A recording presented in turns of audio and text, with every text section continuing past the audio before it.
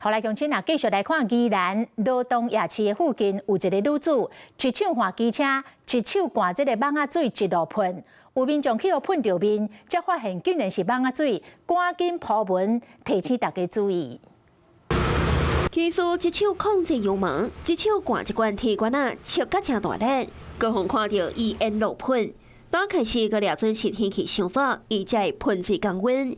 嚴格詳細看，這竟然是蠓仔水。因為當下前面是紅燈，拿殺蟲劑的那個人是站在寵物店門口，我很確定，就是覺得有水一直噴灑在我臉上，四處轉來轉去就看，結果就看到了一個胖胖的一個女性拿着一瓶殺蟲劑，她是往羅東夜市的方向一直噴，沿路一直噴。有人本地要去甲阻止，嚴格着急要接錢人，只好轉線。各環路女技師會繼續沿路噴蠓仔水，加緊發文章提醒大家注意。這裡上下課時間，很多小孩子都會從這邊經過，危險性當然很高啊，就是小孩子多。代誌都發生在昨下晡4點外，宜蘭羅東正到這裡中山路，上邊邊啊有真濟店，攏是咧賣食的，真煩惱會爆發到食安問題。地點會污染到啊！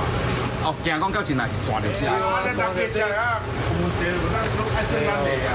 啊，那抓到這咪規定攏要換掉。對啊，規定攏要換掉啊。警方雖然無接到報案，嚴格關係到民眾的公共安全，遂鎖定機車的車牌號碼。本分局已立即通知車主到案說明，並將依相關事證情形來依法就辦。根據環境部化學物質管理署提醒，噴蠓仔水時，蠓仔寵物攏應該離開，卡袂輸到也是吸到。